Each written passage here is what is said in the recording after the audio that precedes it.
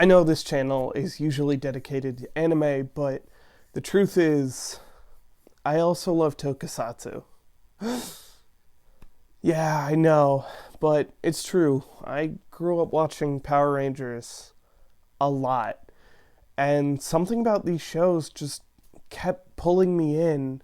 I would go on deep wiki dives trying to find shows similar to it, like Masked Rider, Big Bad Beetleborgs, VR Troopers, or even Superhuman Samurai Cyber Squad. But one always stuck out in my mind and is, in a sense, responsible for me making any of these videos. That show is Kamen Rider Dragon Knight. I want to spend the rest of this video exploring what this show is, how it got made, and what happened to those who worked on it. Kamen Rider Dragon Knight was an American adaptation of Kamen Rider Ryuki that aired on the CW4 Kids block throughout 2009. Unlike almost every other American Toku adaptation, Dragon Knight was produced not by Saban, but by a company called Agnes Entertainment in association with Toei, Kamen Rider's creators.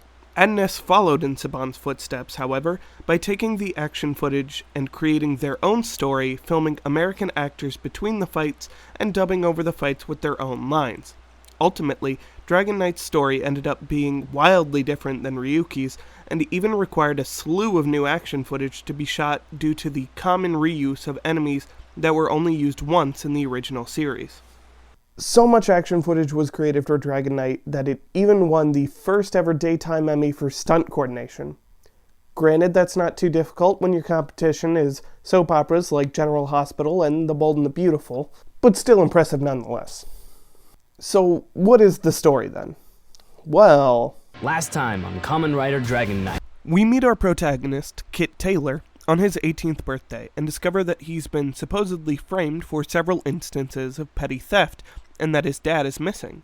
Shortly after, he begins to hallucinate said missing father, telling him to find the Advent deck and to contract with the dragon. Long story short, he does it, teams up with Kamen Rider Wing Knight, they vent some riders, they team up with some riders, and eventually take down the alien overlord who is trying to take over Earth after he's already taken over Ventara, the world inside the mirrors. But that's not the story we're interested in today. We want to know how this show got made. Well, let's start with a little company called Agnes Entertainment.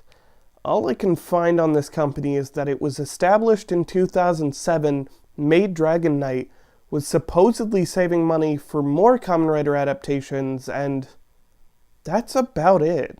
While many sites list that Agnes was an American company made in California, it seems to me that Agnes is actually a Japanese company that opened an office in California, as their Japanese website still lists a location in Los Angeles among one of their two locations. But the latest thing listed on the Japanese page is a collaboration with the 2017 Miss Sake competition, and the American website now links to a broken Chinese page for Japanese pornography, whose header proudly proclaims that it is an American website to serve Japanese businessmen in America and should not be used by anyone under the age of 18. I was able to find a listing on Yelp for Agnes Entertainment at the address provided, but there are no photos or reviews, and the phone number listed doesn't work either. They had a Twitter account that was created and killed on January 28th, 2016, that only linked to the aforementioned broken website and now non-existent Facebook page. Possible money laundering schemes aside, let's discuss people who actually exist.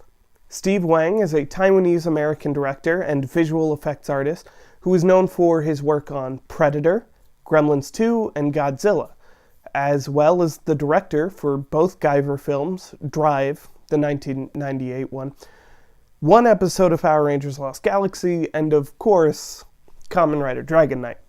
Steve acted as one of the producers on the show alongside Mike Wang, who I can find very little on outside of the fact that he worked on this and Guyver Dark Hero. I don't even know if they're related. Other producers include Jimmy Sprague, who's gone on to be the line producer for various episodes of shows, including several episodes of Naked and Afraid. Finally, Roy McCary acted as the production executive for the show and is also known for being the man who handled distribution of Bruce Lee's first films internationally. He's also the owner of Golden Media Group Incorporated, who owns the Wu-Tang Collection, the world's largest collection of martial arts films. In the story department, among several writers, Nathan Long is credited alongside the Wangs as one of the creators of the story. He's also credited for writing 7 episodes of LA Heat, 3 movies, and, you guessed it, Guyver Dark Hero. Now then, what about our cast? Well, the main 3 listed on the opening are Stephen Lunsford, who now goes by Stephen Ford, Matt Mullins, and Yvonne Arias under a pseudonym. Yvonne has mainly played bit parts in various TV shows and doesn't seem to have anything listed after Dragon Knight. Matt Mullins, on the other hand, has had a pretty active career as a stuntman as well as stunt coordinator for several big-name shows like Marvel's Luke Cage and Runaways. The man is also a 5-time American martial arts champion. Finally, Stephen Ford, Kamen Rider Dragon Knight himself, appeared in a few different shows and movies like the Teen Wolf series adaptation, but I want to give a big shout out to his current ventures with Ascender. They make great content and I highly recommend you all go check it out. They're currently airing a comedy parody series based on Call of Duty called Modern War Dudes. And remember when I said that this show is partially responsible for me being here? Well, it was actually Steven's videos from way before the channel was Ascender that got me interested in making content. So even though he spells his name wrong, I do owe Steven a lot. So if you're watching, Steven, thank you. As for the other actors, most of them have gone on to do several bit parts for various shows and movies, but let's get really obscure on one of them. Kamen Rider Camo's martial arts master in the 1-episode Kamen Rider Camo is TJ Storm, who is now a voice actor for several big video games and supposedly the uncredited voice of Godzilla in the 2014 movie. Oh, and Kamen Rider Axe was played by Mike Moe, who has gone on to be in several things, but the one that caught my eye the most was his role as Bruce Lee in Quentin Tarantino's Once Upon a Time in Hollywood.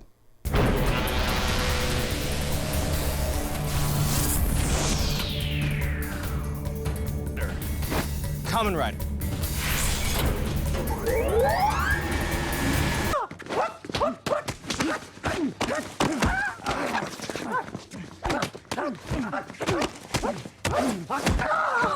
But who owns the rights now?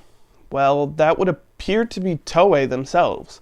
Dragon Knight was a joint production between them and Agnes, and since Agnes seems to be gone, they're the only ones left with the show. A few months back, they were uploading episodes of the Japanese dub, yes, that does exist, onto their Tokusatsu YouTube channel, but unless you lived in Japan and speak Japanese, no luck. Besides, it's taken down now as they cycle through a lot of their old shows week by week. So, otherwise, the only way to legally get your hands on the show is to pay exorbitant prices for the DVDs. All we can do now is just hope that someone makes a deal with Toei to bring Kamen Rider to America. Overall, Kamen Rider Dragon Knight is an enjoyable watch, and was an honest attempt at adapting Kamen Rider for the West that I think deserves more credit than this fanbase often will give it. It's an interesting new take on Ryuki's setup, and created a lot of its own footage that is all expertly choreographed. If you haven't watched it yourself, go give it a try. And at its best, it's a fun adaptation that tried to keep more serious tones similar to its origins. At worst, it's a fascinating time capsule of 2009 cheese that shows you a lot of bowl cuts and very similar looking white dudes. Thank you so much for watching. I actually really enjoyed doing this, so if you want to see more of this kind of almost, I guess, mini documentary-esque deep dives into productions of shows, let me know. I would be happy to do more. Share this with your friends. Subscribe if you haven't. I would really appreciate it.